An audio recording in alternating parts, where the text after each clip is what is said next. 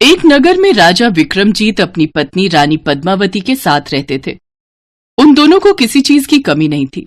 दुख था तो बस इस बात का कि वो अब तक बेऔलाद थे, उन्हें कोई संतान प्राप्त नहीं हुई थी।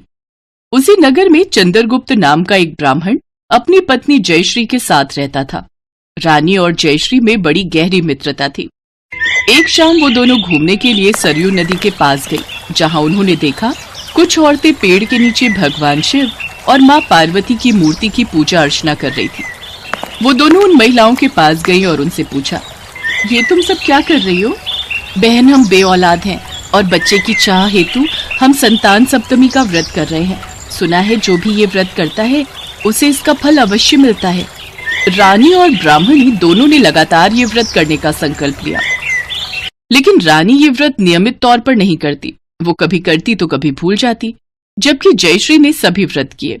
अरे, हमने तो भोजन कर लिया, हम तो भूल ही गए थे कि आज सप्तमी संतान का व्रत है। खैर छोड़ो, अगली बार रख लेंगे।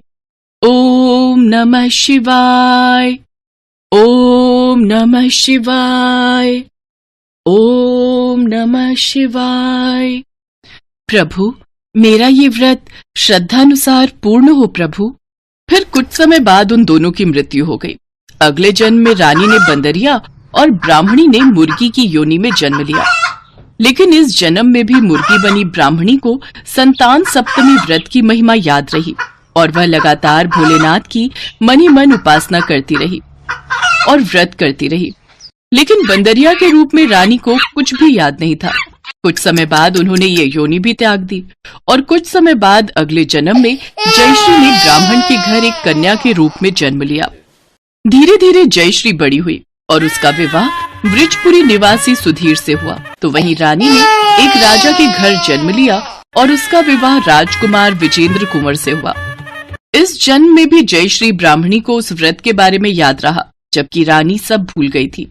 जयश्री, हम बहुत ही भाग्यवान हैं जो हमें 8 बालक पुत्रों की प्राप्ति हुई। हाँ सुधीर, ये बालक ही हमारी पूंजी है। उधर रानी ने तकरीबन 4 साल के बाद एक बालक को जन्म दिया, जो कि रोगग्रस्त था और 8 वर्ष पूरे होते ही उसकी मृत्यु हो गई। मेरा पुत्र मुझे छोड़कर नहीं जा सकता।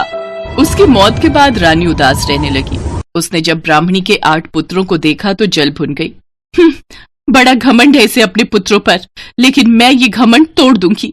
मैं इसके सभी पुत्रों को मौत की नींद सुला दूंगी। रानी ने उसके सभी पुत्रों को खाने पर बुलाया और उसमें जहर डाल दिया। लेकिन अपनी माँ द्वारा किए गए संतान व्रत की कृपा से भोलेनाथ ने उन्हें कुछ भी नहीं होने दिया और वो सही सलामत रहे, जिससे रानी और जल भुन गई। सिपाहियों, उन 8 को नदी में उठाकर फेंक दो। जी महारानी।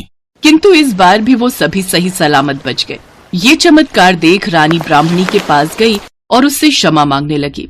मुझे माफ कर दे जयश्री, मैंने तेरे बेटों को कई बार मारने की कोशिश की, लेकिन वो हर बार सही सलामत लौट आए। आखिर तुमने ऐसा कौन सा पुण्य किया है जिसका फल तुम्हारे बच्चों की दीर्घायु बढ़ा रहा है?